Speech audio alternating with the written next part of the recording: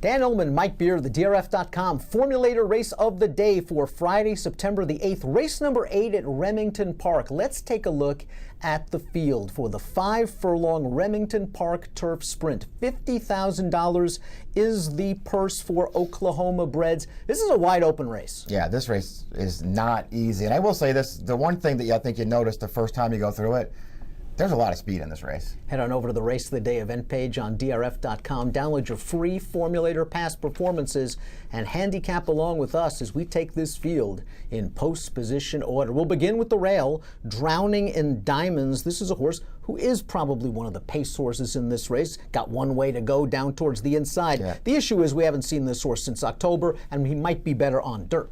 Yeah, that's the thing. I mean, his last 3 races came over turf, and I guess he ran fine in those, but it's not like it was, any kind of big improvement over his dirt form. He got a layoff to deal with as well in this spot, and as you say, he's got the rail. I mean, I don't see what their options are other than come out of there running. Exiting a key race, a couple of next now winners way back on October the 26th. There's a formulator fact for the one's trainer, Drowning in Diamonds, new trainer. Past 5 years, turf, 3-year-olds and up races, 3%, 36-cent ROI. The 2 is All Berused Up. 2 starts back, All Berused Up, handled turf, no sweat, so the dirt to turf move works. The problem is this horse beat Big Bad Ryan, and everyone has beaten Big Bad Ryan seemingly. He came back to get beat twice again with buyers of 54 and 72 at short prices. From a buyer standpoint, this horse pales in comparison to those of the main contenders. Yeah, he just doesn't look, there are a lot of horses in this race I think you want to leave open. He was a little difficult to leave open just based on what he's done so far. Mr. N, the number 3, if you believe this dirt form is going to translate, boy, Mr. N's the one to beat. Coming off an 89 buyer effort on dirt back on July the 9th against some solid optional claimers. And who knows if this horse can run on the turf. The last time he tried, it was a 2-turn race, which is way too far. Right. And the horse that won, Bonjour Baby, came right back to win again with a 90 buyer. Mr. N fits if he handles the turf. Yeah, that's the big question with him. I guess we'll see what happens. I think there are things to like about him, though, as I lose my voice here. They've been trying to get him on turf. It hasn't worked out for them, but he's run really well. It's amazing that this guy has claimed him from Brett Calhoun and actually improved him, but he has improved him. And when you watch his races, especially his most recent couple ones, he'll just sit right off the pace, come with a run through the stretch. He finishes at the end. He looks like a horse who will handle turf. He's bred to handle turf. I'll give him a chance. I was going to mention, by Mr. Neitlinger, you got to figure that Mr. N is at least going to handle the turf a little bit. In many ways, he's the horse to beat based on that good dirt form. The 4 is Perfect Majestic, and as we discuss Perfect Majestic, we'll throw up the Timeform US Pace Projector, because Perfect Majestic, stretching out from 4 furlong races on the dirt at Fair Meadows, Tulsa, projects to be one of the speeds. And this is another horse, the old dirt to turf move has worked successfully in the past, but in that race where he went 20-2 for the opening quarter, he was able to clear. The pace projector says he's got company this time. Yeah, it'll be interesting to see if he's really fast, so maybe he can clear again. He actually ran well that day at Remington when he that first turf start of his career. He went fast in there and cleared that field. We'll see if he can do it again. 5, Johnny Whips entered main track only. The 6 is Okie Jazz, another horse returning off of a lengthy layoff. Another horse that has gone dirt to turf successfully in the past. Another horse with speed. This barn has done well with similar layoff runners in the past. This just seems a little tough. Yeah, especially off of a layoff like this. We'll see what we get. He's a new 4-year-old. He's only got 5 starts this year. He could really improve. He may have the wrong running style for this race, though. The 7, My Validation, might have the right running style for this race because he looks like a tracker or a stalker that can stay within range without being completely out-sprinted. And he's coming out of a live race that's produced 3 next out winners. My issue is, it says steadied late, and he was steadied late, but he was also beaten when he was steadied. Yeah, he wasn't going to win even after steadying at the end of the race, but he ran fine in there. It was another solid effort for this horse on turf. He did win the first 2 turf starts of his career. He disqualified for one, but he finished first in both of them. They're both over this turf course. I think those are both good things. And as you say, he's got the right running style for this race. James & Company was claimed by high percentage conditioner Carl Broberg 2 starts back, immediately won a $10,000 claimer at Lone Star. I like the tactical gear he used in that race. He just sat off the pace 3 wide, cruised up and got it done.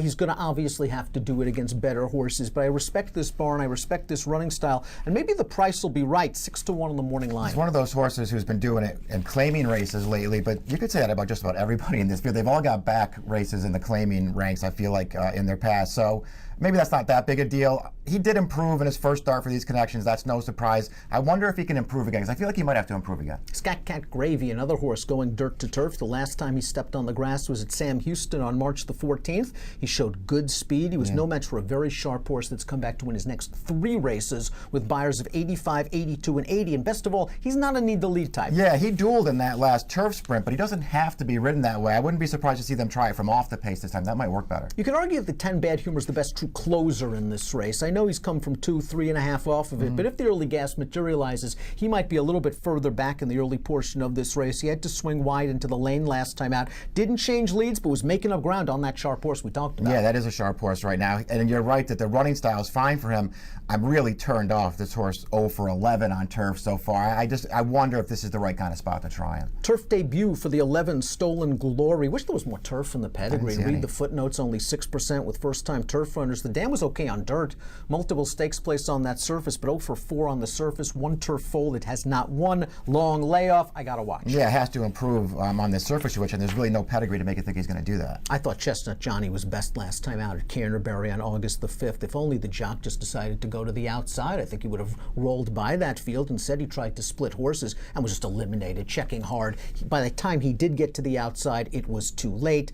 He's just been in very good form this year for this trainer. There's just nothing to knock about his turf form. And you're right, that trip worked out fine until it didn't work out that great in the stretch there. He was in a really good spot, and then he just didn't get through. The runner-up of that race sort of put him in between. He did have to steady in there. We'll see. I don't have no problem with his form. I wonder what kind of price he'll be. He's 8-1 on the morning line. That's a good more price. than fair. Yeah. Even half that you could argue that's is a good price. Fair in this race. The 13 is Hunter's Humor. This is a first-time turf runner and a 3-year-old taking on Elders by McLean's Music. Only 1 for 24 with first-time turf runners. The good news is this dam has already foaled 3 turf winners. A little bit of turf, but 3-year-old against older. Yeah.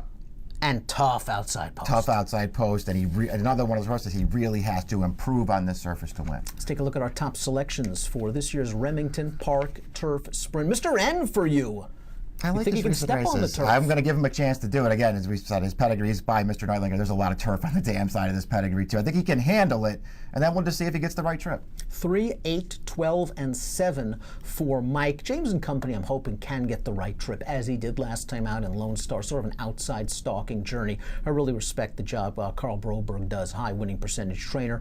8, 7, 9, 10 for me, but this looks like a spread race for Friday's race of the day. If you are betting the Friday night Remington Park card from home, 10% win place takeout, $300 cash bonus. You know the drill. Head on over to drf.com/take10 for all the details on how you can join DRF Bets. Approximate post time for race 8 at Remington Park, the Remington Park Turf Sprint, 10:19 Central. Good luck.